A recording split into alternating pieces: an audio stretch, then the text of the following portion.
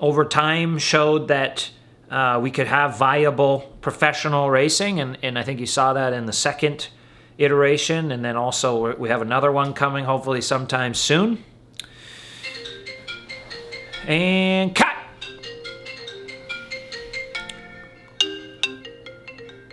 Yeah, who do you think it is? Only guy who ever calls. Guess what? Guess what? Talbot. What?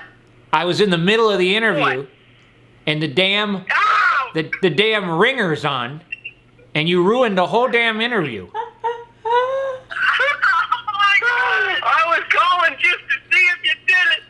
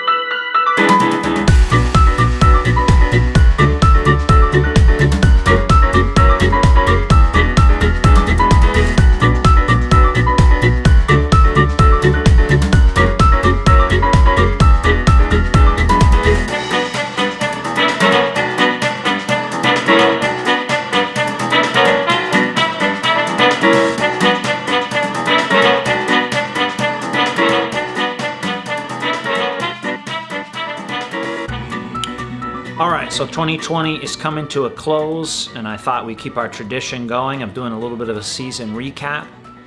So if you recall, we started the season back in Kona, actually, with a sweat testing, nutrition testing training camp. Had high hopes that this was going to be the year in Kona, and was doing our due diligence. And that was a really interesting and useful session, and definitely will pay dividends, I think, in the future. Did a lactate test while we were there. That provided some interesting data. So if I knew I wanted to beat you, I just need to train. Got to run a 247. Train to run a 247. If you want to beat Lionel this year, you need to be able to run 247, 58, 59 at a push. So let's make a bet right now. Yes. If you run over 248 in St. George, yep, you have to give me $500. Deal. Then we're getting into the meat of the season. We were thinking Oceanside was coming up. Did some preparation for that, and then, as you know, races started to get canceled, and so, like many people, got into a bit of a KOM kick and took to Mount Lemon KOM. And then not too long after, my arch enemy, Sam Long, stole it from me. And so that bothered me for many, many weeks. Got to have some fun racing on Zwift. Got to race Matthew Vanderpoel in an exhibition race. Got to race a lot of my peers in the first iteration of the Z Pro Tri-Series. And then finally it ate away at me for long enough, and I had to go make another attempt on the Mount Lemon KOM and ended up taking it.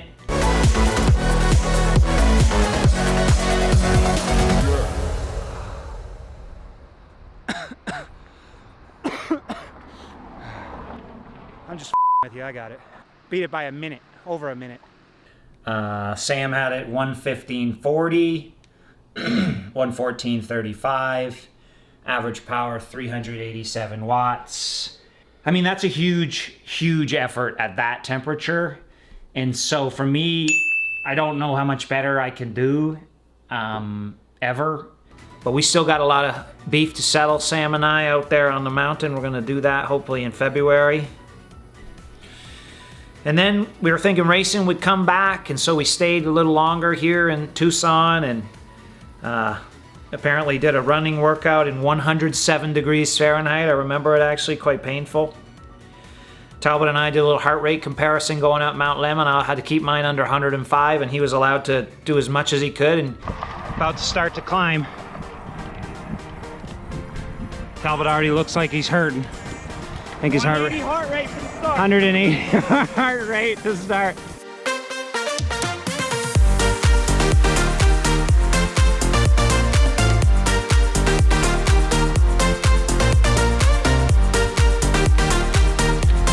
I think this should be cheating.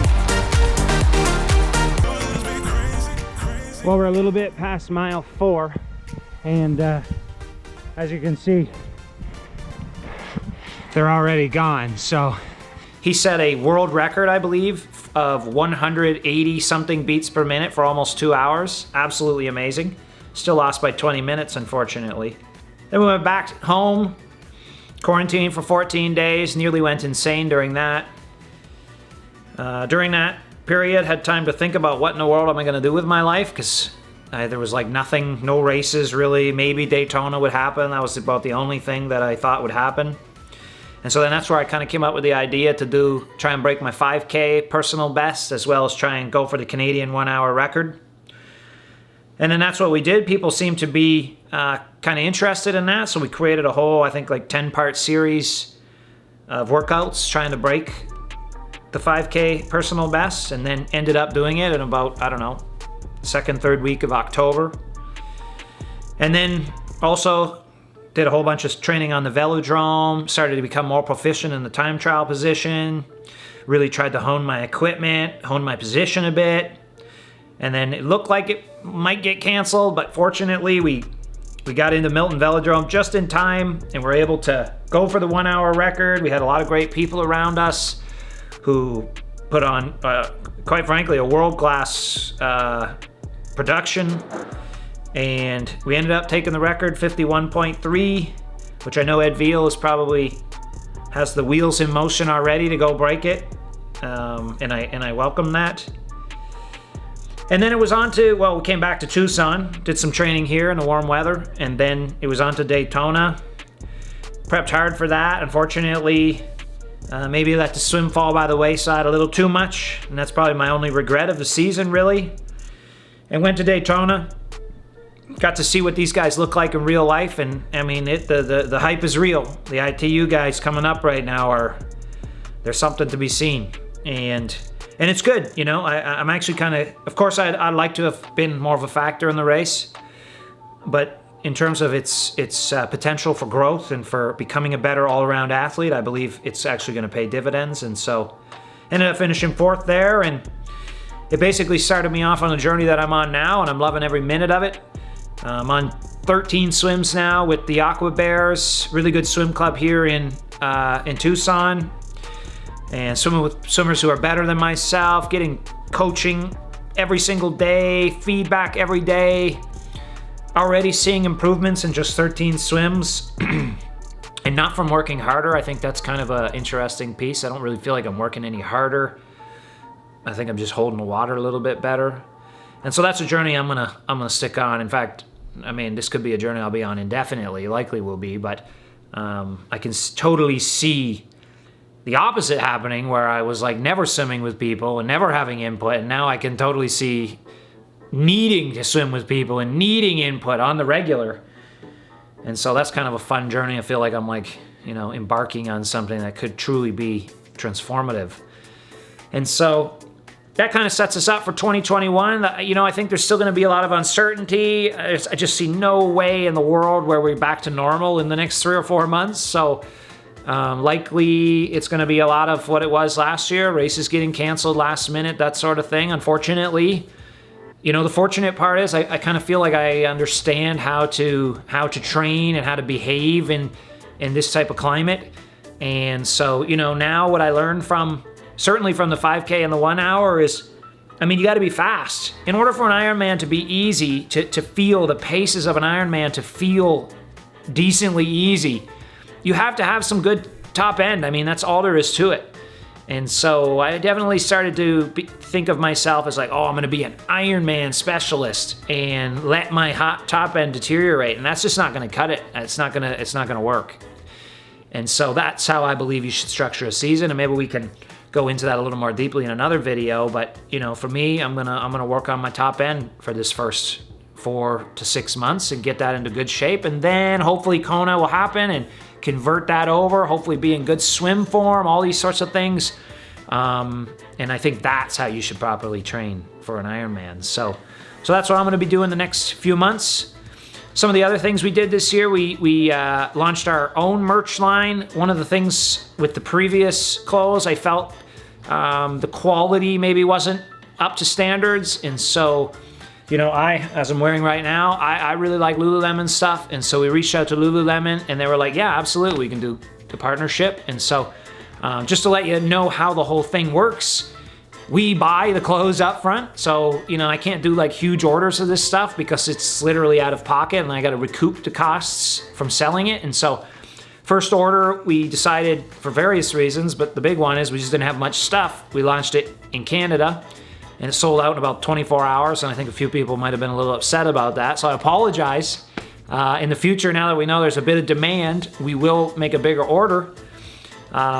And also to clarify on the shipping side of things, so I think there was a few negative comments, not that I saw them, I was told them, of the shipping. Well, you have to appreciate that, yeah, there's a price to ship, but you have to remember, I'm not doing any of the work. It's actually Aaron's parents doing all the work. They're the one taking the orders, creating the shipping labels, packaging it, boxing it, bringing it down to the Canada Post, sending it out, making sure it gets to you, uploading the tracking numbers, all this stuff. And so that costs a little bit of money. I mean, they're not working for much, but it does cost money. So that's why the shipping is the way the shipping is. But anyways, thank you to everyone who did order the first time, and next batch will definitely have some more. So there's that. And then I think in a year like this where, you know, there's no racing, and I think a large part of why we have sponsors is due to racing and due to performing well in races. It's seasons like this where, you know, you're really, really grateful for the sponsors that you have and the people who've been with you for so long. I've got a lot of great sponsors. I have a lot of sponsors who I've been with my whole career. And I'm very, very grateful that they continue to stand by me. And, you know, there's a lot of guys who got cut. There's a lot of guys who got contracts cut. And, you know, fortunately, I've had a lot of great sponsors who've made this much less stressful than I think it had to be or could be, and allowed us to just keep having fun, keep creating, I think, you know, fun, engaging content. And that's what we want to keep doing into the future. So big thanks to all my sponsors. And the biggest thanks, of course, to all you guys. We cleared 100,000 subscribers this year. I mean, that's absolutely mind-boggling. And so, you know, I thank you guys, and I hope that we can continue to improve, continue to grow. I think the swim series is going to be a lot of fun. It's going to be really good for me already. It's funny, you got to be careful what you wish for, because in that last video, the swimming, I made a little joke about you should download the Forum app and go and comment and say, you suck, jackass. Well, of course, the next day I had about 60 comments on my swim. I usually get none on my swim because everyone's like, it's pathetic. No one even looks at it. And then I had 60 comments the next day of, you suck, jackass. So that's the stuff I love. I hope we can, you know, I hope you'll continue to be engaged enough to go out of your way to give me that, I think you were joking, I don't know, to give me that positive feedback. And I hope maybe I can inspire a few people as well to, you know, continue to be the best version of themselves. So that's the plan for 2021, is to become the best version of ourselves, and hopefully we can do that together. So enjoy, and I hope to see you at a race in 2021.